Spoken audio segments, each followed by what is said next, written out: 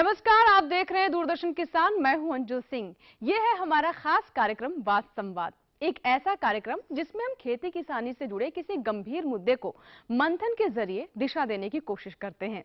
लेकिन आज का कार्यक्रम बहुत ही खास है। पहली बार दूरदर्शन किसान पर महिला किसानों की चिंता करने के लिए चारों महिलाएं हैं। किसान, विशेषज्ञ और स्क्रिप्ट राइटर और साथ ही एंकर सभी महिलाएं हैं। तो इस महिला विशेष में आप सभी का स्वागत है। हमारे देश में आधी आबादी महिलाओं की है और कृषि में महिलाओं का योगदान काफी अहम है। कृषि क्षेत्र में कुल श्रम की 60 से 80% तक हिस्सेदारी महिलाओं की होती है। फूड एंड एग्रीकल्चर ऑर्गेनाइजेशन के एक अध्ययन से पता चलता है कि हिमालय क्षेत्र में प्रति हेक्टेयर प्रति वर्ष एक पुरुष औसतन 1212 घंटे और एक महिला औसतन 3485 घंटे कार्य करती है। इस आंकड़े को देखकर कृषि के क्षेत्र में महिलाओं की महत्वपूर्ण भूमिका का अंदाजा लगाया जा सकता है। गांव में महिलाएं न सिर्फ घर का पूरा कामकाज संभालती हैं, परिवार के सदस्यों की देखभाल करती हैं, बल्कि खेतों में कृषि संबंधी कार्यों के साथ ही पशुपालन में भी सक्रिय भूमिका निभा रही हैं। कृषि कार्यों के साथ ही मछली पालन, कृषि वानिकी और पशुपालन भी महिलाएं बढ़ चढ़कर पुरुषों के कंधे से कंधे मिलाकर काम कर रही हैं। केंद्र सरकार महिला किसानों की मदद के लिए काफी कुछ कर रही है, लेकिन इन सभी कामों में मेहनत के बावजूद भी महिला किसानों को कुछ परेशानियों का सामना करना पड़ता है।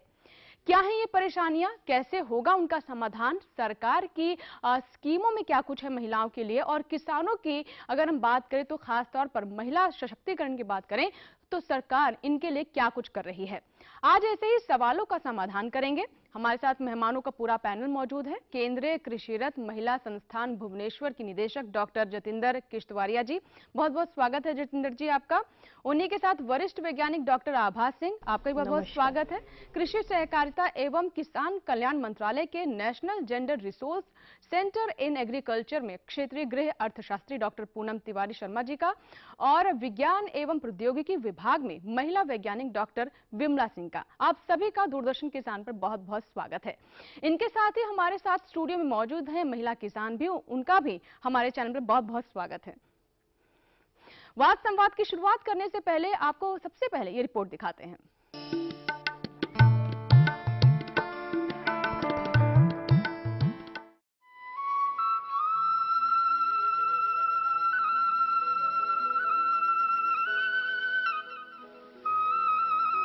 गांव में जीवन यापन का सबसे महत्वपूर्ण घटक कृषि है।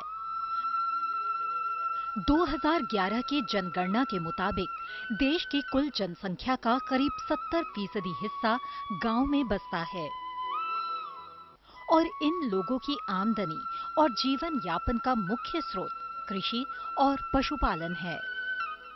गांव में कृषि कार्य हो या पशुपालन, महिलाओं की भूमिका पुरुषों के मुकाबले अग्रणी है। 2011 के जनगणना के आंकड़ों को देखें तो देश में कामकाजी महिलाओं की कुल आबादी का 65% हिस्सा कृषि कार्यों में लगा है। 11 करोड़ 87 लाख किसानों की कुल आबादी में से 30.3% महिला किसान हैं। 11 करोड़ 43 लाख खेतिहर मजदूरों में से करीब 42.6% महिलाएं हैं। एक आंकड़े के मुताबिक 2001 में कृषि में खेतिहर मजदूरों की संख्या 21% थी, जो 2011 में बढ़कर 23% हो गई। फसल की पैदावार के हर महत्वपूर्ण काम में महिलाओं का अहम योगदान रहता है। इसमें पौध लगाना, खरपतवार हटाना और कटाई के बाद की प्रक्रिया में सक्रिय भागीदारी शामिल है। बागवानी में भी महिलाएं अहम योगदान दे रही हैं। इस क्षेत्र में अगर महिलाओं को और अधिक वैज्ञानिक जानकारी उपलब्ध कराते हुए उनकी पहुंच बाजार तक कराने की कोशिश की जाए तो मुनाफा और अधिक बढ़ सकता है। पशु प्रबंधन में भी महिलाएं प्रमुख योगदान दे रही हैं। गाय और भैंसों के पालन में महिलाएं रोजाना 3 से 6 घंटे तक श्रम करती हैं। इसमें दुधारू पशुओं को चारा खिलाना, दूध निकालना और पशु आवास, पशु की साफ सफाई आदि काम शामिल हैं। चारा इकट्ठा करने में भी महिलाओं का काफी महत्वपूर्ण योगदान रहता है।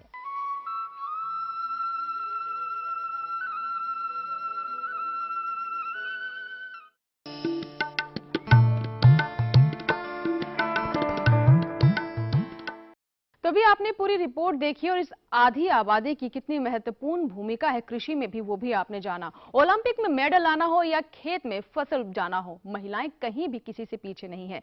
शुरुआत करते हैं national gender resource centre in agriculture से जुड़ी डॉक्टर पूनम तिवारी शर्मा जी से। पूनम जी, सबसे पहले मैं आपसे जानना चाहूंगी कि महिलाओं की इस भूमिका को आप किस तरह से देखते हैं? धन्यवाद अंजू जी। सर्वप्रथम तो मैं आप लोगों को धन्यवाद देना चाहूंगी, मुख्यतः डीडी किसान को, कि इन्होंने इतनी अच्छी सोच दिखाई कि महिलाओं के लिए भी एक कार्यक्रम बने। आपने जो भी रिपोर्ट दिखाई, इस रिपोर्ट में लगभग हमने सारी जानकारी मिल गई जो आंकड़े बताते हैं, जो भारत सरकार या विभिन्न संस्थाएं आंकड़े बताती हैं। पर जब महिलाओं की बात करें तो प्राचीन काल से लेकर अभी तक हम लोग एक ही शब्द जानते हैं, यत्र नार्यस्तु पूज्यन्ते रमन्ते तत्र देवता, यत्र तासु ना पूज्यन्ते सर्वा तत्र असफला क्रिया। लेकिन जब महिलाओं की बात हमारे दर्शकों को इसके मायने भी बता दीजिए। हाँ, असल में जहाँ महिलाओं, यत्र नार्यस्तु पूज्यन्ते, यानी कि जहाँ महिलाओं की पूजा होती है वहीं देवता वास करते हैं, साधारण शब्दों में ये बात है। तो जब खेती किसानी की हम बात करते हैं तो सबसे पहले हमारे दिमाग में बात क्या आती है कि एक महिला जो खेत में काम कर रही है। पर खेती यानी खेतों में काम करना ही सिर्फ नहीं होता है, बहुत सारी चीजें साथ में जुड़ी हैं, जैसे मछली पालन हुआ, पशुपालन हुआ, इवन वानिकी हुआ, आपके उद्यानिकी हुआ। तो काफी सारी चीजें एक खेती से जुड़ी होती है जिसमें कि महिलाओं का पूर्णता योगदान रहता है। जी जी। जहाँ घर की बात करते हैं तो घर में भी हम एक ही बात, जब बच्चा बीमार होगा तो किसकी ध्यान आता है कि माँ ध्यान देगी बच्चे का, माँ नहीं तो दादी ध्यान देगी या घर की कोई बुजुर्ग ध्यान देगी जो महिला होगी। जी जी। तो ये सारी बातें, जब खेत और गाँव की बातें, हम गाँव का स्वरूप सामने अपने आंखों के सामने लाएंगे तो हमें ये सारी बातें साफ होती हैं। तो जहाँ महिलाओं के योगदान की बात है, हम ये कह सकते हैं कि महिलाएं दोहरा बोझ उठा रही हैं। बिल्कुल, यानी उनके ऊपर ज्यादा बोझ होता है, एक तरफ घर की जिम्मेदारी भी होती है और खेतों में भी वो काम करती हैं। डॉक्टर विमला, मैं आपसे जानना चाहूंगी कि क्योंकि अभी बहुत सारे आंकड़े भी हमने बताया और जैसा कि पूनम जी ने भी बताया कि महिलाओं की भूमिका बहुत महत्वपूर्ण होती है, लेकिन अगर हम पुरुषों की तुलना में उनकी स्थिति को देखें तो वो आप कहाँ पाते हैं कृषि के क्षेत्र में? आपने बहुत ही बढ़िया प्रश्न पूछा है। सबसे पहले तो मैं इस मंच पर आमंत्रित सभी ग्रामीण बहनों का अभिवादन करना चाहूंगी। और जैसा कि आपने पूछा कि पुरुषों के मुकाबले हमारी महिलाओं का योगदान कैसा है, तो मैं ये कहूंगी कि हमारी महिलाएं पुरुषों की अपेक्षा अधिक योगदान दे रही हैं, क्योंकि फसल की रुपाई, बुवाई, कटाई से लेकर के रख रखाव और पशुओं का पालन, सब क्षेत्रों में हमारी महिलाओं का ही प्रदर्शन अधिक है। तो मैं ये कहूंगी कि हमारी महिलाएं बढ़ चढ़कर खेती में हिस्सा तो ले रही हैं, साथ ही हमें ये कोशिश करनी चाहिए कि इनकी जो बेसिक समस्याएं हैं उनको हल करते हुए हम इनके योगदान को बढ़ाएं। जी जी, बिल्कुल। यानी जो उनकी समस्याएं हैं उन्हें सबसे पहले तो समझना बहुत जरूरी है, जब तक समझेंगे नहीं उन्हें दूर करने के लिए हम कदम नहीं उठा सकते। डॉक्टर जितेंद्र जी, मैं आपके पास आना चाहूंगी, क्योंकि जब हम महिलाओं की बात करते हैं तो दिमाग में एक छवि सी आती है कि कोमल सी, कमजोर शारीरिक तौर पर। तो अगर हम कृषि की बात करें तो कृषि में बहुत मेहनत लगती है, तो क्या ये शारीरिक सीमाएं उन्हें आगे बढ़ने से रोकती हैं? आपकी दृष्टि में इसे आप किस तरह से यहाँ पर रखना चाहेंगी? धन्यवाद अंजू जी। आज ये बहुत ही अच्छा अवसर है और ये बहुत ही महत्वपूर्ण विषय है। और जो ये आप बात कह रही हैं, अभी सभी वक्ताओं ने ये भी कहा है कि महिलाएं दोहरी भूमिका निभा रही हैं। जी जी। और आपने उस रिपोर्ट में भी बताया कि 14 से 16 या उससे भी ज़्यादा घंटे महिलाएं जो हैं कार्य अपना करती हैं। घरेलू कार्य को वो कुछ भी नहीं समझती, मगर उसके बाद जब वो कृषि कार्य, पशुपालन का कार्य करती हैं तो हमने जो अपने कृषि रथ में हमारा जो संस्थान है, महिला संस्थान है, उसमें हम जितनी भी अनुसंधान करते हैं और उसमें हमने ये पाया है कि इतना ज़्यादा काम करते हुए साहसी वो बहुत हैं, बिल्कुल निडर बहुत हैं, बहुत कार्य करती हैं, मगर कहीं ना कहीं अपने शरीर पर उनके अधिक कार्य का करने से या गलत तरीकों से, गलत पोस्चर लेने से उन पर कुप्रभाव पड़ता है। तो इसीलिए अगर हम यहाँ ये जो हमारे संस्थान हैं, बहुत सरकारी भी, गैर सरकारी, और विशेष करके मैं अपने संस्थान की बात करूंगी, हमने महिलाओं के ये जो सबसे जटिल समस्या है कि उनकी सेहत अच्छी रहे और उनका जो बोझ है, उनको बोझ से मुक्तिकरण कैसे दिलाई जाए। इस बोझ मुक्तिकरण के लिए उनके कार्यों को सरल बनाने के लिए, उनको सुगमता देने के लिए हमने कुछ इस तरीके से अनुसंधान करे हैं कि जो भी ये कार्य करती हैं कृषि में खास करके, और जो सबसे कठिन है उन कार्यों का एक मापदंड बनाया गया है। उस मापदंड पे ये आंका गया है कि सबसे कठिन कार्य जो है कृषि के हैं, पशुपालन के, कौन कौन से हैं। और उसमें पाया गया कि खास करके जैसे अभी बात हो रही है, चर्चा हो रही है, धान रोपाई का कार्य सबसे ऊपर आ जाता है। और उसमें महिलाएं हम ज्यादातर देखते हैं। और उसमें आप जानेंगे 86% जो भागीदारी महिलाओं की। इसी तरह से निराई गुड़ाई, जितने कठिन परिश्रम हैं वो सब वो करती हैं। और जो कार्य हाथ से करने वाले हैं या जिनमें परिश्रम लगता है वहाँ महिलाएं करती हैं। जब कोई मशीन आ जाती है तो वो कार्य जो है पुरुष ले लेते हैं, ये भी हम जानते हैं। तो इस दिशा में हमारे संस्थान में, हमारे यहाँ एक राष्ट्रीय स्तर पर हमने एक परियोजना चला रखी है जिसमें हम महिलाओं के अनुरूप, उनकी कद काठी के अनुरूप, उनके कार्य, जैसे वो अनाज में मक्का बोती हैं तो उसके अनुसार, अगर धान लगाती हैं तो उनके उसके अनुसार हमने कोई 40 से 50 यंत्र जो हैं वो सरल यंत्र जो हमने बनाए हैं। यानी बिल्कुल ये कहा जाए कि जब मशीनों की बात होती है, क्योंकि मशीन जो महिलाओं की शारीरिक स्थिति है या फिर उनके हिसाब से नहीं बनी होती हैं, और वहाँ इसलिए पुरुषों को आगे आना पड़ता है, और जितने भी मेहनत के काम हैं वो महिलाएं करती हैं। और साथ ही आपने जैसा कि बताया कि उनके स्वास्थ्य पर भी इसका विपरीत असर पड़ता है। मैं डॉक्टर आभा आपके पास आना चाहूंगी। जिन चुनौतियों का भी जिक्र किया इस पूरी बातचीत में, आप क्या समझते कि अभी महिलाएं अपने स्तर पर इससे कैसे निपटती हैं? क्योंकि हम ये भी देखते हैं कि महिलाओं की एक ये भी आदत होती है कि वो अपने स्वास्थ्य के बारे में सोचती ही नहीं है। उन्होंने पेट भर खाना खाया या नहीं खाया, बीमार है या नहीं, उनके लिए सबसे पहले उनका परिवार होता है। और पशुपालन की अगर बात करें तो उसमें कई सारे तो इन्फेक्शन भी उन्हें हो जाते हैं। जो आपने प्रश्न पूछा है, यह बहुत ही उत्तम प्रश्न है। और इस विषय में मैं ये बताना चाहूँगी कि केवल कृषि यंत्रों या कठिन परिश्रम ही नहीं, महिलाएं हमारी बहुत अधिक चुनौतियों से जूझती रहती हैं। इन चुनौतियों में हम जैसे उनको संसाधनों या सेवाओं तक उनकी कम पहुँच है, उनकी पोषण और व्यवस्था बिल्कुल ठीक नहीं है, इसके अलावा अन्य सुविधाओं से भी महिलाएं वंचित हैं, प्रसार सेवाएं उन तक नहीं पहुंच पाती हैं। इन सेवाओं के कारण महिलाएं कृषि में रत होने के बावजूद अच्छी तरह से अपने उत्पाद को बाजार तक नहीं पहुंचा पाती हैं। सरकारी सेवाओं का लाभ उन्हें अच्छी तरह नहीं मिल पाता क्योंकि उनको जानकारी नहीं होती है।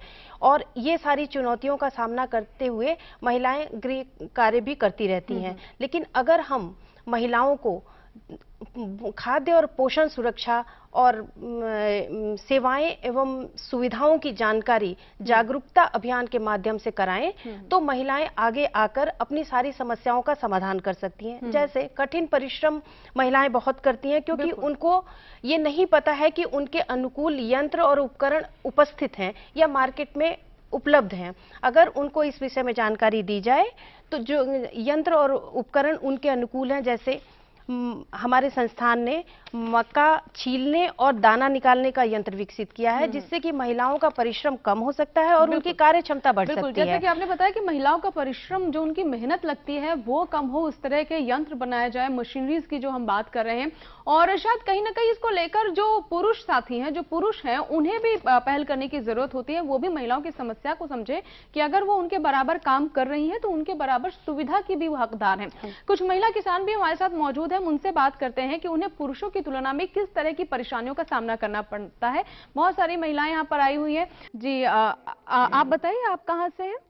गांव हसनपुर, जिला हापुड़। मेरा नाम ब्रजेश शर्मा है। जी ब्रजेश जी, ये बताइए कि आप किस तरह का काम करते हैं कृषि से जुड़ा हुआ? न्यार ले आते हैं और हमारे थोड़ी जमीन वाले हैं, हम आदमी, हमारे पति मजदूरी को चले जाते हैं और हमें मतलब लाइट टाइम पर नहीं मिलती है। गांव में बिल पूरे बढ़ा दिए गए और लाइट मिलती नहीं है। ढूर मतलब गांव में सबके अंजन या जनरेटर नहीं होते, 10-5 में एक का होता, सबको वहीं वारी वारी न्यार काटना पड़ता, किसी का तेल भी नहीं होता। जैसा कि आपने बताया कि आपके घर के जो पुरुष हैं, जो आपके पति हैं, वो मजदूरी के लिए बाहर चले जाते हैं, यानी कृषि से जुड़ी जो भी जिम्मेदारी वो आपकी होती है? हाँ, हमारी होती है वो जिम्मेदारी। तो एक महिला होने की वजह से आपको किन किन चुनौतियों का सामना करना पड़ता है? चुनौती का, लाइट नहीं आती दिन में, रात को लाइट आती है तो हम रात को पानी बलाने नहीं जा सकते। औरत दिन में पानी बलाते, थोड़ा बहुत भरा गया, ना भरा, टाइम पे पानी नहीं मिला, फसल हमारी सूख गई। जी जी। हमें कोई लाभ नहीं हुआ उसका। और कोई भी मतलब सरकार जिस किसी भी सुविधा को दे रही है हम तक वो पहुंच नहीं पाती। जी, यानी आपको सरकार की जो सुविधाएं हैं उसका पता नहीं चल पाता है, और साथ ही क्योंकि आप महिला हैं तो पुरुष तो रात को भी पानी लगाने के लिए जा सकते हैं, लेने जा सकते हैं, लेकिन महिला है तो आपकी एक ये मजबूरी बन जाती है कि आप रात को नहीं निकल पाते। माता जी आप कहाँ से हैं? हम भी वहाँ से ही हैं लाली। जी बताइए, आपका नाम? बीना।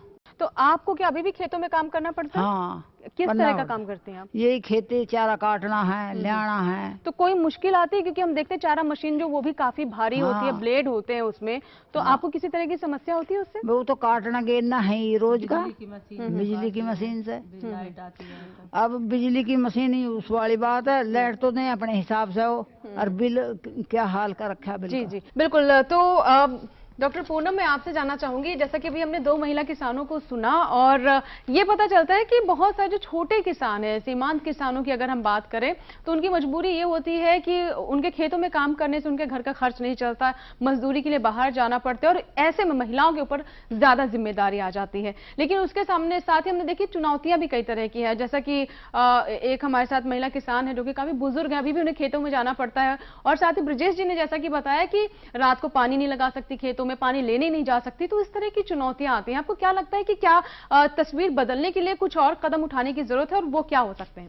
मैंने शुरू में भी कहा था और पहली बात मैं कहना चाहूंगी, भारत सरकार बहुत सारे स्कीम्स, बहुत सारे कार्यक्रम महिला किसानों को 30% तक लाभार्थी बनाती है। नियत है कि 30% उन्हें ही मिलेगा, उसके फायदे मिलेंगे। तो जहां आपकी चुनौतियों की बात है, मैं एक ही बात कहना चाहूंगी कि आप लोग के गांव में महिला मित्र होते हैं, इसको हम लोग कृषक मित्र कहते हैं, विलेज फ्रेंड कहते हैं। उनका प्रावधान है, आत्मा कार्य कर रही है, कृषि विज्ञान केंद्र भी कार्य कर रहे हैं, तो आप इन सबसे सहयोग ले सकती हैं। बहुत सारे स्कीमों के बारे में किस तरह का सहयोग मिल सकता है? क्योंकि हमने 2 समस्याएं यहाँ पर सुनी कि उन्हें अकेले घर में सारा काम करना पड़ता है, खेतों में भी जाना पड़ता है क्योंकि पति घर में नहीं रहता, उसे किसी तरह का सपोर्ट नहीं मिल पाता, और साथ ही क्योंकि वो बुजुर्ग भी है उसके बावजूद उन्हें चारा काटना पड़ता है। अंजू जी मैं बताऊंगी, इसमें सबसे बेहतर होता है कि स्वयं सहायता समूहों में महिलाएं खुद को खुद को गठित करें। इसके लिए भी सरकार से आपको वित्त पोषण मिलता है, और महिला एवं बाल विकास मंत्रालय इस पे काफी कार्य कर रहा है। तो इस साथ में आपका मिनिस्ट्री ऑफ रूरल डेवलपमेंट, ग्रामीण विकास मंत्रालय भी इसे बहुत कार्य कर रहा है। तो सबसे आसान तरीका, यदि 10 महिलाएं साथ में खड़ी है तो कोई आपको छूने की हिम्मत नहीं करेगा। जी जी जी। मैंने बहुत कार्य किया है, मैंने खुद स्वयं सहायता समूह गठित कराए हुए हैं, तो उस वक्त मैंने देखा है कि जहां 15 औरतें खड़ी हो जाती थी तो वहां कोई उन्हें छू भी नहीं पाता था। इस तरह की चीजें हम देख रहे हैं कि गांव में महिलाएं अकेली रह जाती हैं, पुरुष बाहर शहर में चले जाते हैं काम करने के लिए, तो उन्हें संगठित होना पड़ेगा, अपनी ताकत दिखानी पड़ेगी। मानते हैं आप ये बात? जी जी। अंजू जी मैं एक बात और जोड़ना चाहूंगी, स्वयं सहायता समूहों को जहां बहुत सारी भारत सरकार की स्कीमों से लाभ मिलता है, उसी के साथ साथ उन्हें ऋण लेने में भी आसान रहता है। जी जी। क्योंकि ऐसे एक हम कहते हैं कि हमें ना कुछ जमा करना पड़ेगा, जिसको कि गांव में कहा जाता है कि कई बार आपको कुछ देना पड़ता है किसी के एवज में, या तो कोई भी सिक्योरिटी या फिर कुछ भी दीजिए आप। तो जब समूह में होते हैं तो समूह में ये सब चीजें काफी घट जाते हैं, और 1 लाख तक का ऋण तो आपको आसानी से मिल भी जाता है। डॉक्टर अब मैं आपके पास आना चाहूंगी, जैसे समूह की बात की है तो आप इन समूहों का किस तरीके से फायदा देख पाती हैं आर्थिक तौर पर भी, और क्या आपको लगता है कि इससे एक समाज में महिलाओं की स्थिति को लेकर भी नजरिया बदलता है, उन्हें आत्मनिर्भरता मिलती है?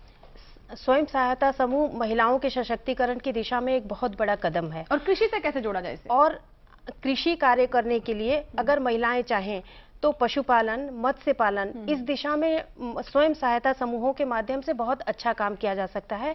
हमने अपने संस्थान के अंतर्गत एक गांव की 70 महिलाओं को एकत्र करके और पंचायत के तालाब को लीज पे लेकर के उन महिलाओं का सशक्तिकरण किया। 5 साल पहले हम लोगों ने ये प्रोजेक्ट शुरू किया था, और आज भी वो महिलाएं एक साथ हैं, उनको सारी वैज्ञानिक जानकारी दी गई है, और समूह में होने के कारण वो मछली उत्पादन के जितने भी कार्य हैं, जैसे नर्सरी उगाना, तालाब का प्रबंधन, तालाब के साथ साथ बत्तख पालन, ये सभी कार्य महिलाएं स्वयं कर पाती हैं। और यहाँ तक कि पंचायत में जाकर तालाब की लीज भी वो खुद ले पा रही हैं। और आज उन्होंने स्वयं सहायता समूह के माध्यम से बैंक में 2 लाख रुपए जमा किया है, और पूरी तरह वो सक्षम है, उन्हें किसी भी पुरुष सहयोगी की जरूरत नहीं है मछली उत्पादन में, उसकी बिक्री में बिल्कुल, यानी जो योजनाएं उनका महिलाएं लाभ उठाए, ये बहुत जरूरी है वो समझे कि एकता में कितनी ताकत होती है। और जो आप बात बता रही हैं कि समूह बनाकर अगर इस तरह की अकेली महिलाएं सामने आए तो इससे एक सकारात्मक समाज में संदेश भी जाता है, महिलाओं के सशक्तिकरण की भी बात आगे बढ़ती है। मैं डॉक्टर पूनम आपसे जानना चाहूंगी कि एक चीज हम ये भी देखते हैं और खास तौर पर महिलाओं की बात करें तो जब पैसे घर में आते हैं, यानी अगर वो पशुपालन करती हैं, दूध बेचती हैं, अन्न उत्पादन जो होते हैं उसको बेचकर जो पैसे कमाती हैं, या फिर खेतों में जो फसल पैदा होती है, लेकिन उसके बाद जो पैसे आते हैं उस पर उसका कोई हक नहीं दिखाई पड़ता। तब भी घर की चाबी पुरुष के पास होती है कि पैसा कहाँ कितना खर्च होगा वो उसी के पास ही रहता है। तो ये कैसे बदलाव हम ला सकते हैं कि महिलाओं की भी एक जिम्मेदारी जो वो निभाती है उसमें उनको हक भी मिले? ये बहुत ही रोचक विषय है, जहां बात आती है पैसा हाथ में हो और पैसा किसके पास है, क्योंकि इसी को हम कहते हैं शाब्दिक शब्द में कि किसके पास ताकत है और कौन उसका इस्तेमाल कर रहा है।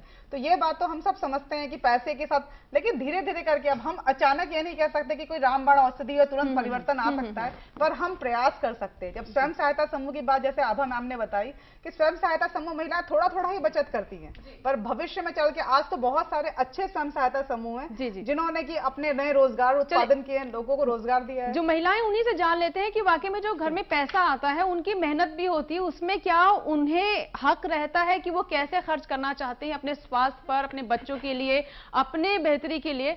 जी आप में से कोई इसका जवाब देना चाहेगा? जी आप बताइए कि जो पैसा आता है घर में, चाहे वो पशुपालन की बात करें, फसलों की बात करें, तो उसमें भी आपकी बात मानी जाती है कहाँ कितना खर्च किया जाए? हाँ जी। किस तरह से? मतलब बच्चों पे, मतलब खुद, मतलब घर में, मतलब जो भी कुछ खरीदना है तो मानी जाती है। जी तो पहले भी ऐसा होता था कि, या फिर अब क्योंकि आप लोग ज्यादा काम करती हैं और बढ़ चढ़कर आगे बढ़ रही हैं? नहीं, जो मतलब अब काम करते हैं इस सोच के, मतलब ये काम करती हैं घर में बच्चे का देखभाल, इसलिए मतलब जी।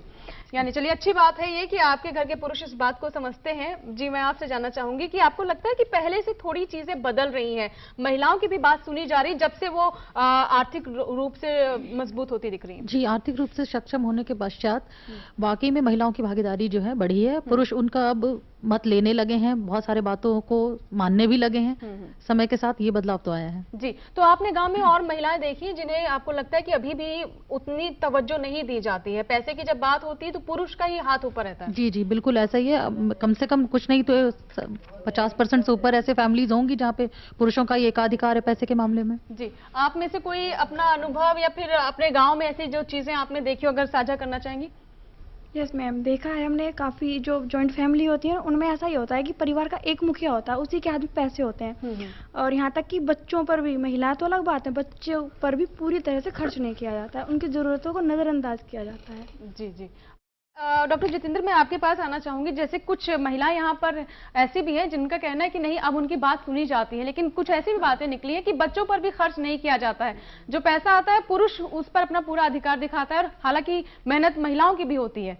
जी जैसे मैं यहाँ से बात बढ़ाना चाहूँगी, जो हमारी बुजुर्ग महिला आई हैं वीना जी से, वो ये कह रही हैं कि जो आपने पूछा था कि पहले से अब जो है अंतर बहुत आया है, पहले इतना भी अंतर नहीं होता था मानसिकता में। तो सबसे बड़ी बात मैं कहूँगी, जो भी पूनम जी भी बता रही हैं कि हमारे यहाँ बहुत योजनाएं चल रही हैं, मगर एक प्रश्न ये उठता है, इतनी योजनाओं के होने के बावजूद, इतना सरकारी खर्चा करने के बावजूद ये महिलाओं तक क्यों नहीं पहुंचती हैं? क्या कहीं यहाँ महिलाओं का थोड़ा बहुत कहीं उनका भी उत्तरदायित्व बनता है कि वो बढ़कर आगे होकर इन योजनाओं का लाभ क्यों नहीं लेती हैं? उसमें मैं वीणा जी से आग्रह करूंगी कि जैसे उन्होंने कहा कि जो महिलाएं हैं वो जो पहले था उससे अंतर है, तो ये जो बदलाव है, देखिए अभी आपने रिपोर्ट दिखाई कि कहाँ ओलंपिक्स में बाजी जीत आई हैं, औरतें ले आई हैं। इसी तरीके से अनुसंधान बहुत हो रहा है, हर विषय में हो रहा है, मगर आगे बढ़कर लेना और मानसिकता को चेंज जो है, थोड़ा सा बदलाव लाना, ये जब तक नहीं होगा तो इनका आपस में संबंध जो है एक लेवल पर नहीं आएगा, जब तक लेने वाला आगे बढ़कर किसी भी वस्तु को, किसी भी योजना को, किसी भी अनुसंधान ज्ञान को ग्रहण नहीं करता है तो फिर उसका कहीं जो गैप रह जाता है उसका फायदा उनको लेना चाहिए। इसलिए मैं ये जरूर चाहूंगी कि जितनी भी योजनाएं बनती हैं इसमें सरकार की भी ये नीति हो कि उसमें जो महिलाएं हैं वो उसमें कुछ प्रतिशत जरूर, वो कार्यक्रम होने से पहले उतनी प्रतिशत महिलाएं उसमें आई हैं, क्योंकि जब हम देख ही रहे हैं कि हमारा जो आंकड़ा कह रहा है कि आगे बढ़कर भी औरतों ने ही ज्यादा इसमें खेती में कार्य करना है। जी बिल्कुल, यानी काम महिलाएं कर रही हैं। अच्छी बात है कि घर से बाहर निकल रही हैं, लेकिन उन्हें भी अपनी तरफ से पहल करनी पड़ेगी जब उनके अधिकार की, उनके हक की बात होती है। और एक सामाजिक संरचना जो बनी हुई है कि महिला यानी त्याग की देवी, वो बात ठीक है, आपको अपने परिवार की देखरेख के लिए आगे आना पड़ता है, आप सब चीजें भूल जाती हैं, लेकिन जब आपके स्वास्थ्य की, आपके अधिकार की, आपकी हक की बात होती है तो उसे भी समझना होगा। इसके साथ ही लेते एक छोटा सा ब्रेक, और ब्रेक के बाद फिर से महिला किसान एक मुकम्मल जहान पर बात संवाद करेंगे और जानेंगे कि सरकार महिला किसानों के लिए क्या क्या कर रही है। आप बने रहे दूरदर्शन किसान पर, देखते रहें बात संवाद।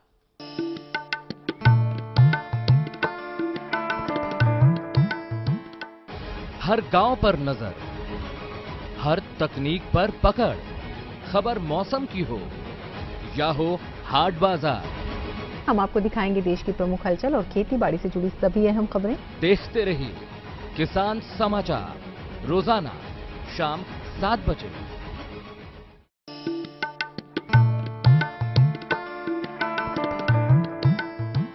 और ब्रेक के बाद दूरदर्शन किसान पर एक बार फिर आपका स्वागत है। आज बात संवाद का विषय है महिला किसान एक मुकम्मल जहान। इस भाग में हम बात संवाद करेंगे कि सरकार महिला किसानों के लिए क्या क्या कर रही है। इसके पहले देखते हैं रिपोर्ट।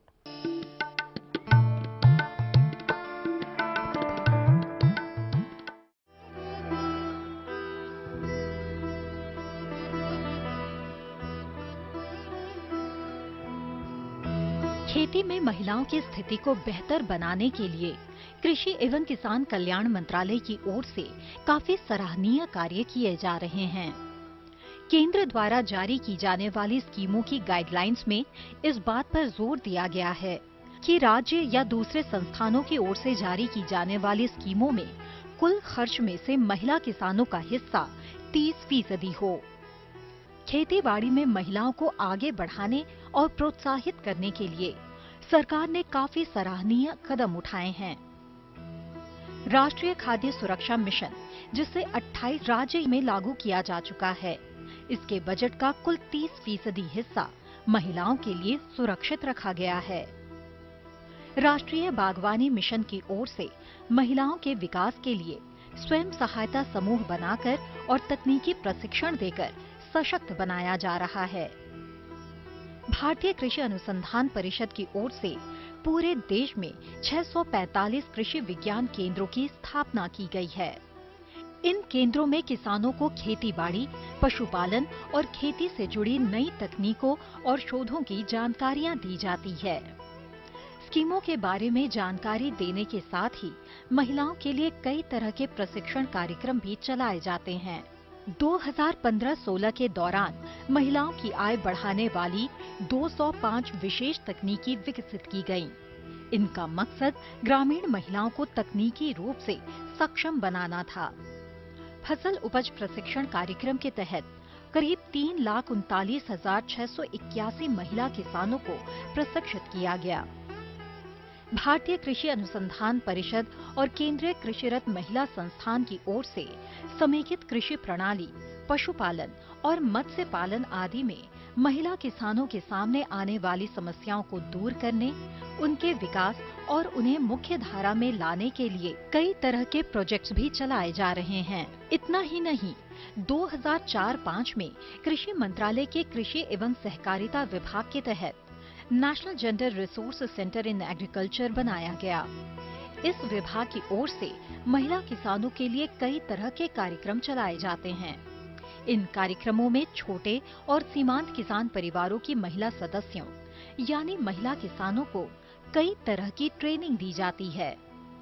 विभाग की कोशिश कृषि कार्यों में इस्तेमाल की जाने वाली ऐसी तकनीकों और औजारों को महिला किसानों तक पहुंचाने की भी रहती है, जिनका इस्तेमाल महिला किसान खेती बाड़ी में आसानी से कर सकें।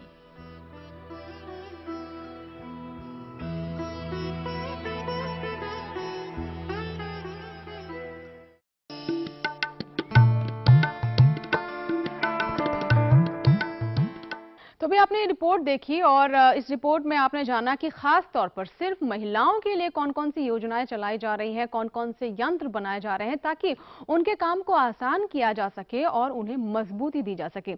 डॉक्टर जितेंद्र, मैं आपसे जानना चाहूंगी कि आपका संस्थान महिला किसानों के लिए खास तौर पर कौन कौन सी योजनाओं पर काम कर रहा है और ये कहां तक पहुंची है?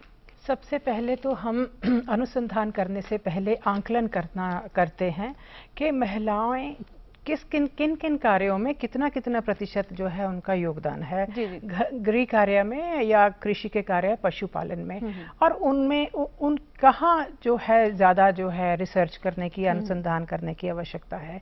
ये आंकड़े जो हैं हम जब सरकार को भी देते हैं तो वो नीति निर्माण में उसका जो है योगदान रहता है। आंकड़े करने के बाद हम ये आंकलन भी करते हैं कि ये जितने भी हम अपने कार्यक्रम करते हैं वो प्रसार के माध्यम से, KVKs के माध्यम से, हमारे पास राष्ट्रीय स्तर पर प्रोजेक्ट्स हैं उनके माध्यम से जो है महिलाओं तक पहुंचाए जाएं। इसके साथ साथ हमारे यहाँ एक जो है समेकित जो कृषि है प्रणाली, उसमें जो है IFS प्रोजेक्ट्स चलते हैं जिसमें जो ये महिलाएं कह रही हैं कि उनके पास आमदनी के स्रोत कम हैं, तो एक मिक्स्ड फार्मिंग सिस्टम के मॉडल्स तैयार किए जा रहे हैं और वो मॉडल्स जो हैं जब महिलाएं उन मॉडल्स के साथ साथ काम करती हैं या करेंगी या जो कर रही हैं उसका जो फायदा है जो वो निश्चित रूप से है। इसी तरीके से पशुपालन में भी चारा जो है वो घर पे ही जो है चारा, जो सस्ता चारा हो जिससे कि पशुपालन में या दूध उत्पादन में जैसे ये बहनें कह रही हैं उसमें उनको कुछ फायदा मिल सके, उनके जो है खर्चों में कटौती आ सके। इस तरीके का अनुसंधान भी जो है हमारे यहाँ चल रहा है। जहाँ मछली पालन का कार्य होता है, किस तरीके से मछली पालन का जो है हम घर में ही औरतें हैं वो उस तरीके का जो उनके लिए खाद्य पदार्थ बना लेती हैं जो कि बाजार में भी अगर वो बेचें अपने समूह में, और ये कार्यक्रम हमारा बड़ा सफलता से चल रहा है। एक समूह जो है वो केवल 5 रुपए केजी से ही है जो वो इस तरीके का जो है कार्य कर रही हैं। इस तरीके से काफी जो है यंत्रों के ऊपर बहुत कार्य हो रहा है, बस उनका जो है प्रसार जो है आपके माध्यम से बहुत अच्छे से ये जा रहा है और उनका अनुग्रहण और अनुसरण करना जो है इनका कार्य है। बिल्कुल, तो जैसा कि आपने बताया कि लागत कम हो ये भी कोशिश की जा रही है। जाहिर सी बात है कि अगर लागत कम होगी तो मुनाफा ज्यादा होगा और आर्थिक आजादी अगर महिलाओं को मिलेगी तो उनकी बेहतरी की तस्वीर जो है वो भी सामने आएगी। आभा जी, मैं आपसे जानना चाहूंगी कि जिन हम योजनाओं की बात कर रहे हैं, क्योंकि आप किसानों से मिलती भी होंगे, महिला किसान भी आपके संपर्क में आते होंगे, तो इन योजनाओं का जमीन पर कितना लाभ हो पा रहा है? सरकारी योजनाओं की जानकारी हमारी कृषक महिलाओं तक नहीं पहुंच पाती है। इसके कारण महिलाओं को ये पता ही नहीं होता है कि कौन कौन सी योजनाएं उनके उद्यमीकरण के लिए, उनके आर्थिक विकास के लिए या उनके खाद्य एवं पोषण सुरक्षा के लिए सरकार द्वारा चलाई जा रही हैं। अगर हम जागरूकता अभियान चलाएं इस विषय में तो कम से कम महिलाओं को ये जानकारी हो जाएगी कि कौन कौन से कार्यक्रम उनके लिए चलाए जा रहे हैं, तो महिलाएं उस दिशा में आगे आएंगी। हमारे संस्थान की ओर से भी महिलाओं के खाद्य और पोषण सुरक्षा की दिशा में हमने विभिन्न धान प्रणाली वाले कृषि पारिस्थितिक तंत्र में महिलाओं के पोषण स्तर का अध्ययन किया और उस पोषण स्तर को सुधारने के लिए हम उस धान प्रणाली में क्या क्या समन्वित कर सकते हैं, जैसे दालें, सब्जियां, मशरूम, क्या क्या सम्मिलित करके उनका पोषण स्तर को बढ़ा सकते हैं। क्योंकि अगर महिलाओं को अपने घर के स्तर पर चीजें उपलब्ध होंगी तो जरूर उनके आहार में शामिल होंगी। महिला किसान ही नहीं, अगर हम पूरे तौर पर जितने भी महिलाएं उनकी बात करें तो कहीं ना कहीं कुपोषण की वो शिकार पाई जाती हैं, अनीमिया की बहुत शिकार होती हैं, इस तरह की चीजें भी सामने आती हैं। तो मैं डॉक्टर पूनम आपसे जानना चाहूंगी कि जो पोषण की एक समस्या रहती है और खास तौर पर जो ग्रामीण परिवेश की महिलाएं होती हैं, जितनी उनमें क्षमता होती है उससे कई गुना वो काम करती हैं, तो पोषण अगर उन्हें अच्छा मिले तो उससे किस तरह और बेहतरी होगी और साथ ही पोषण सुनिश्चित करने के लिए क्या योजनाएं हैं सरकार की? सर, प्रथम तो बताना चाहूंगी पोषण सुनिश्चित करने के लिए बहुत सारी योजनाएं हैं, जिसमें पहली योजना है नेशनल फूड सिक्योरिटी मिशन, यानी कि राष्ट्रीय खाद्य सुरक्षा मिशन। इसके अंतर्गत भी महिलाओं को 30% की भागीदारी दी गई है, जिसमें उनकी वित्तीय सहायता जब सरकार इस योजना को आगे बढ़ाती है तो हम सबसे पहला काम करते हैं एडमिनिस्ट्रेटिव अप्रूवल निकालते हैं। उसमें साथ में लिखा जाता है कि 30% जो भी वित्तीय खर्च होगा उसमें 30% भागीदारी महिलाओं की होनी चाहिए, यह सुनिश्चित करना होता है। इसी प्रकार से और भी बहुत सारी आपको सरकारी स्कीमें मिलेंगी, जैसे कि महिला एवं बाल विकास मंत्रालय के अंतर्गत आती हैं। साथ में हम कार्य करते हैं national gender resource centre agriculture में, यानी कि राष्ट्रीय महिला कृषि संसाधन केंद्र, जिसके अंतर्गत भी हम कोशिश करते हैं कि जितनी भी, क्योंकि एग्रीकल्चर यानी कि कृषि की जब बात करते हैं तो सारी स्कीमें कृषि मंत्रालय के अंतर्गत आती हैं और सारी स्कीमों से कहीं ना कहीं महिलाएं लाभार्थी होती हैं। या तो वो किसी स्कीम में ड्रिप इरिगेशन पा रही होंगी या फिर किसी और स्कीम के थ्रू वो दलहन या तिलहन की बात होगी। तो जितनी भी अभी स्कीमें हैं जो कि मुख्यतः आपकी कृषि एवं किसान कल्याण मंत्रालय की स्कीमें हैं, उसमें national food security mission scheme है, national mission on sustainable agriculture, राष्ट्रीय बागवानी विकास मिशन, ये सारे राष्ट्रीय यांत्रिकरण मिशन, इन सब के अंतर्गत यह एक घटक रखा गया है कि 30% जब भी भागीदारी सुनिश्चित करनी होगी तो राज्य सरकार को एवं कार्यान्वयन करने वाली एजेंसियों को यह 30% जो भी वित्तीय सहायता जाएगी उसका 30% महिलाओं के लिए रखना है। जी जी। एक ये इस प्रकार से। दूसरी बात है, जब स्कीमों की बात आती है तो आपने कहा कि क्या क्या उपाय और स्कीमें उपलब्ध हैं, तो मैं आपको बताना चाहूंगी कि national gender resource centre agriculture के अंतर्गत हम कुछ पुस्तिका भी पब्लिश करते हैं जिसमें कि हम स्कीमों के बारे में बताते हैं, हम प्रकाशन करते हैं, जिसमें से मैं कुछ उदाहरणार्थ लाई भी हूँ। मैं आप लोगों को दिखाना चाहूंगी कि एक छोटी सी पुस्तिका है, ये अंग्रेजी और हिंदी दोनों भाषा में उपलब्ध है और ये हमने सभी ब्लॉकों तक पहुंचाया है, क्योंकि जहां बात आती है भारत सरकार की, फिर राज्य सरकार, फिर जिला और फिर ब्लॉक की बात आती है, तो इस पुस्तिका को हमने ब्लॉकों तक भेजने की कोशिश की है, प्रयास किया है कि जैसे लोगों तक पहुंचे, इनका प्रसार प्रचार हो। यानी ये जो तमाम योजना है वो इन पुस्तिका में जितनी भी कृषि मंत्रालय की योजना, कृषि एवं किसान कल्याण मंत्रालय की योजना है, उन सारी स्कीमों में क्या क्या प्रावधान है, क्या क्या चीजें हैं जो महिलाओं को मदद कर सकती हैं, क्या सब्सिडी मिलती है, क्योंकि जब भी हमारी योजनाएं बनती हैं तो महिलाओं को सब्सिडी भी ज्यादा मिलती है और उनके लिए प्रावधान भी रखे जाते हैं, चाहे वो निकायों में उनकी किसी भी तरह का भागीदारी हो या फिर किसी और तरीके से योजना हो, या फिर यांत्रिकरण की बात, यांत्रिकरण में भी महिलाओं को ज्यादा सहयोग मिलता है। इसी प्रकार से हमने कुछ और किताबें बनाई थी, मैं कुछ उदाहरण लाई हूँ बिकॉज आपको हम दिखा सके, बिकॉज आप हैं जिन्हें इस्तेमाल करना। बिल्कुल बिल्कुल।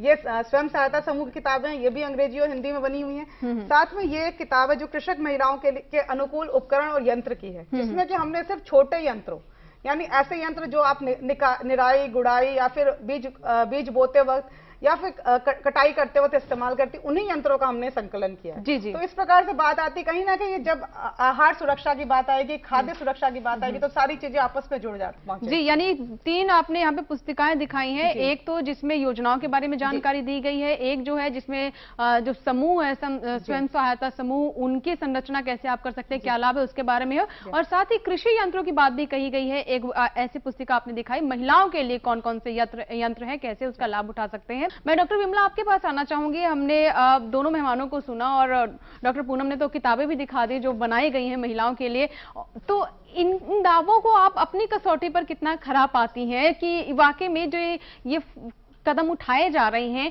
ये तस्वीर बदलेंगे, ये महिलाओं की स्थिति को बदलेंगे, और ये कितना पहुंच पा रही हैं? एक्चुअली ये जो पुस्तकें पब्लिश हो रही हैं और ये जो ज्ञान है, ये बहुत ही अहम कदम है महिलाओं को इन योजनाओं के बारे में जागरूक कराने का। लेकिन हम देखते हैं कि बहुत सारी महिलाएं हमारी शिक्षित नहीं होती हैं। जी जी।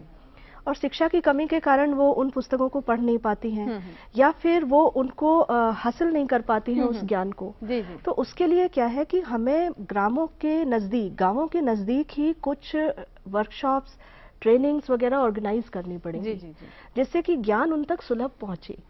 और सिर्फ ज्ञान देने तक ही हमारी जिम्मेदारी नहीं होनी चाहिए, बल्कि हम बाद में ये भी सुनिश्चित करें कि उन्होंने उसे अडॉप्ट किया है कि नहीं। जी जी।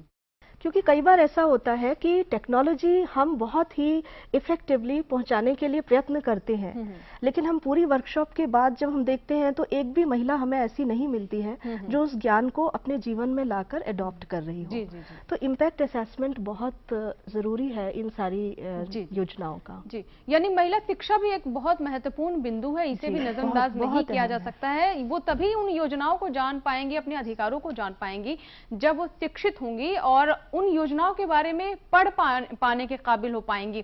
मैं डॉक्टर जितेंद्र जी आपसे जानना चाहूंगी कि जो हम बातें कर रहे हैं और संस्थान की बात कर रहे हैं कि बहुत सारी योजनाएं चलाई जा रही हैं, तो इन योजनाओं में सबसे महत्वपूर्ण आप क्या देखती हैं और किसका योगदान सबसे ज्यादा आप देख पा रही हैं? सभी जो हैं योजनाएं अपनी अपनी जगह पर बहुत महत्वपूर्ण हैं, पर अगर हम महिलाओं के परिप्रेक्ष्य में जानें तो उनका सबसे ज़्यादा तो मैं पोषण के भी, उनको कुपोषण ना हो, उनका आहार सुनिश्चित हो। और महिलाओं के पास होते हमने ये भी देखा है जब हम गांव-गांव जाते हैं कि उनके घर बगिया में उनके आसपास वो भोजन होता है, परंतु कई बार जानकारी नहीं होती है कि ये भोजन में इस तरीके से मिला दिया जाए तो बच्चों को और उनके जो है जच्चा बच्चा वाली महिलाएं हैं या बढ़िया जो एनीमिया इतना है, हम सारी आंकड़े जानते हैं कि कहाँ है वो। अगर भोजन की सही से पकाने की और सारे परिवार को देने की जो है वो व्यवस्था होनी बहुत ज़रूरी है। घर बगिया ज़रूर होनी चाहिए, उस पर तरीके से न्यूट्रिशन गार्डन है, और अर्बन एरिया में भी हम पेरी गार्डन्स जो है इसको ज़्यादा बढ़ावा दे रहे हैं। एक तो है कि जो है कुपोषण दो तरह से हो रहा है, शहरों में ज़रा ज़्यादा हो रहा है और गांव बाकी जगह कहीं कमी भी है। इनका जो बैलेंस है जो वो होना बहुत ज़रूरी है। एक ये परियोजना है। दूसरा ये कि जो ये ज़्यादा दोहरा इतना ज़्यादा काम काज करती हैं, इनका जो है मापदंडों के हिसाब से जो हम बहुत ज़्यादा चर्चा कर चुके हैं कि इनका जो इनको इसकी भी जो है सिखलाई देनी बहुत ज़रूरी है कि जो यंत्रों का उपयोग है वो बहुत ज़रूरी होना चाहिए। जैसे पूनम जी कह रही हैं कि ये जो है चीज़ें हैं जो उनके पास पहुँचे और मेन ज़्यादा से वो उनका अनुसरण भी करें, उन्हें अडॉप्ट भी करें। तो उसके लिए ये भी ज़रूरी है कि जो प्रचार है प्रसार है हमारा, वो उसके लिए हम ज़रूरी नहीं है कि हम घर घर तो सब जगह नहीं पहुंच सकते, क्योंकि हर बहन हर महिला के पास आजकल मोबाइल हैं। तो एम किसान योजनाएं हैं हमारे यहाँ, ये टीवी देखती हैं, ये जो प्रयास है भी इसी दृष्टिकोण में एक आगे बढ़ के कदम है। इसी तरीके से हमारे योजना, हमारा जो संस्थान है उसके पास भी एक पोर्टल है, एक अगर वेबसाइट दी जाती है, उसमें जितनी भी महिलाओं के अनुरूप बल्कि सारे हमारे भारतवर्ष में भी जो हो रही हैं उनको हम धीरे धीरे करके कि ये योजना है, ये तकनीक की है, उसका हिंदी में अनुवाद, अलग अलग भाषाओं में अनुवाद करके हम उसको डाल रहे हैं। तो उसका वो लाभ ले सकते हैं। जैसा कि आपने अभी एम किसान का यहाँ पर जिक्र किया, डॉक्टर आभा मैं आपसे जानना चाहूंगी कि एम किसान क्या है और खास तौर पर महिलाओं के लिए कैसे उपयोगी है ये? एम किसान कृषि से संबंधित एक चैनल है जिससे कि कृषि में के संबंध में भिन्न भिन्न जानकारियां किसानों को दी जाती हैं।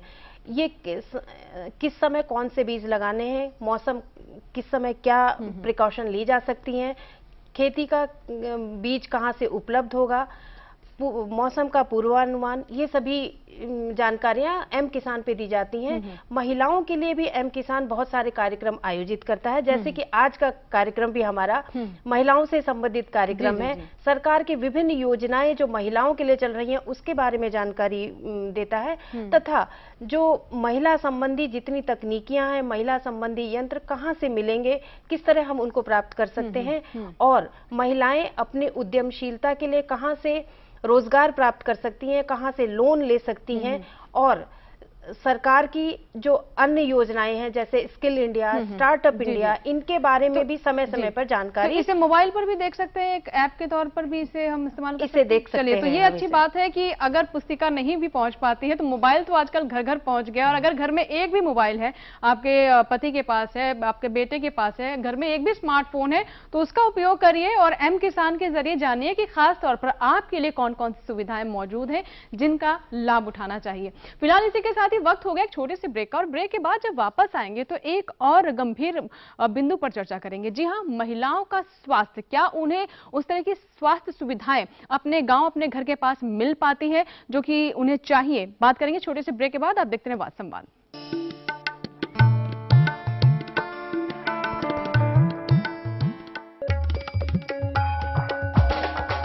कब बढ़ेगा दलहन तिलहन का भाव? सब्जियां दिखाएंगी कब तक ताव? मसालों की मंडी में कैसी है बयार? कब गरमाएगा गेहूं का बाजार? कहां बिकेगा अच्छे भाव में धान? मंडी खबर में ऐसे हर सवाल पर ध्यान। सोमवार से शनिवार सुबह 8 बजे देखिए दूरदर्शन किसान पर।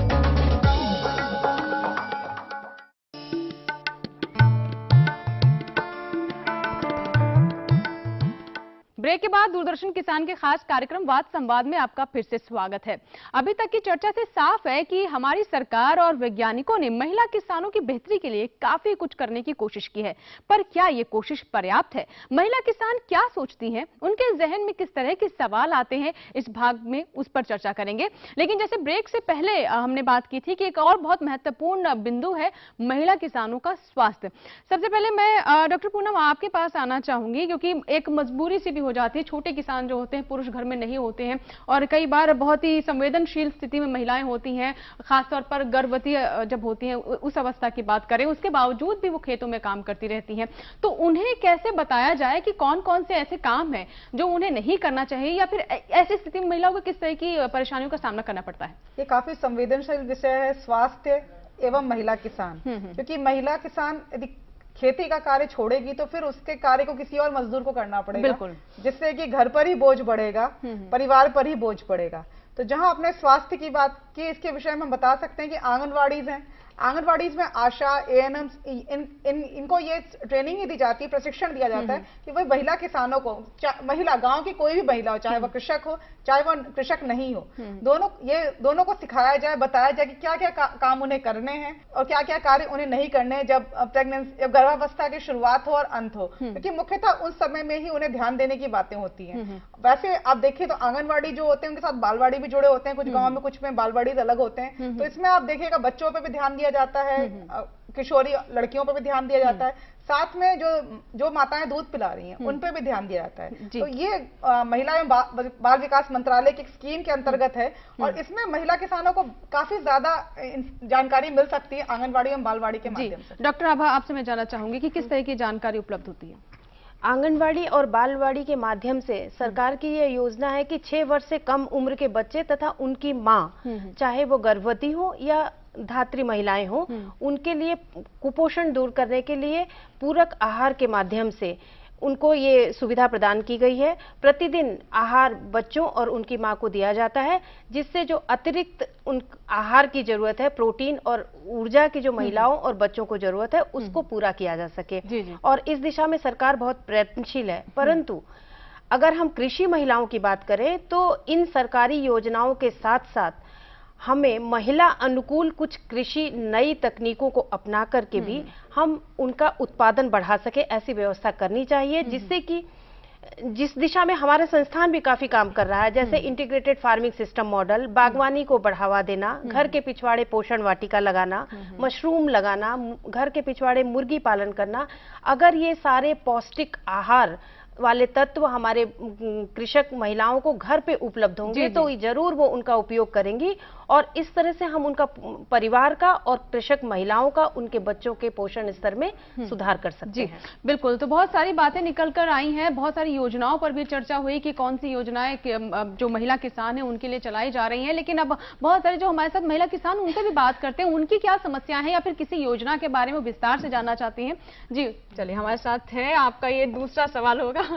मेरा नाम निधि है और मैं गांव हसनपुर से हूं। मैं मैम से जानना चाहती हूं, मैम एक बुकलेट दिखा रही थी जिसमें कृषि उपकरण है। मैं ये जानना चाहती हूं कि क्या वो इस लायक होते हैं, या मतलब उनकी क्या कीमत होती है, क्या महिलाएं उसे अफोर्ड कर सकती हैं या सरकार के सब्सिडी वगैरह देती है उसको परचेज करने के लिए? किस तरीके से जो है हम उन्हें परचेज कर सकते हैं अगर हम उन्हें यूज करना चाहते हैं? बिल्कुल, बहुत अच्छा प्रश्न है ये कि क्या किसी तरीके का सरकारी अनुदान है इन यंत्रों को लेकर, और महिला अगर खुद, जैसा कि हम कह रहे हैं कि उन्हें आगे बढ़ना होगा, अपने लिए कदम उठाने होंगे, वो खरीदना चाहती है तो कैसे आगे बढ़े? आपने बहुत अच्छा प्रश्न किया। हमारी योजना है कृषि यांत्रिकीकरण उप मिशन। इसके अंतर्गत महिलाओं को मुफ्त में ये सारी दी जाती हैं। ये छोटे यंत्र का डिस्ट्रीब्यूशन होता है, बांटे जाते हैं, लेकिन वो कुछ राज्यों तक सीमित है। जहां बात आती है कि इस किताब के बारे में, इस किताब में हमने कोशिश किया है, प्रयास किया है, क्योंकि ये यंत्र जो इनका समय मार्केट से जुड़ा हुआ है, बाजार से दाम जुड़े हुए होते हैं, तब भी हमने एक अंदाजतन दाम रखे हैं। हमने इसमें, आप देखिएगा, इस किताब के पृष्ठ खोलिएगा तो इसमें नीचे आप देखिएगा हिंदी इंग्लिश दोनों में है, और यहाँ नीचे हमने मूल्य भी लिखा हुआ है, साथ में ये कहाँ उपलब्ध है, क्योंकि जहाँ किस्तवरिया में हमने बताया कि बहुत सारे उपकरण इनके इंस्टीट्यूट के भी हैं, इनके संस्थान के हैं, तो बहुत सारे ऐसे यंत्र हैं जो कि अभी नए अपने शुरुआती स्तर पर हैं। कुछ कुछ इन पे काम हो रहा है, कुछ कुछ इनमें और रिफाइनमेंट हो रहा है, कुछ कुछ और शोध किया जा रहा है। तो हमने प्रयास किया है कि एक जानकारी हम किसान महिलाओं तक पहुंचा सकें, और आपको ज्यादा जानकारी इसके विषय में चाहिए तो आप अपने आत्मा ऑफिस जो आत्मा ऑफिस आपके हर जिले में होगा, आत्मा ऑफिस या फिर कृषि विभाग से आप संपर्क कर सकते हैं। जी जी। इसके साथ मैं थोड़ा सा जानकारी देना चाहूंगी, जो निधि जी ने प्रश्न पूछा है कि इसमें जो अनुदान है वो 50% इसमें जो है मूल्य से ये कम लागत में मिलता है, और एग्रीकल्चरल डिपार्टमेंट है उनके द्वारा ये आप अनुदान कर सकती हैं, इनकी मांग कर सकती हैं, मांग करने पर ये आपको उपलब्ध हो जाते हैं। और बहुत राज्य सरकारें भी जो हैं इनको बढ़ावा देने के लिए इसमें आगे कार्यरत हैं। तो आप जो आपके ब्लॉक लेवल ऑफिसर्स हैं उनसे आप संपर्क बनाइए इनके जानकारी के लिए। जी बिल्कुल। तो जैसे कि आपने बताया कि 50% तक इसमें अनुदान है, यानी सब्सिडी है, ये समझा जा सकता है कि सरकार कितनी संजीदा है इसको लेकर के, और वो चाहती है कि महिलाएं आगे बढ़े और उनका काम आसान हो। जी, और कोई कुछ सवाल पूछना चाहेगा या फिर कोई सुझाव, कोई बात अपनी?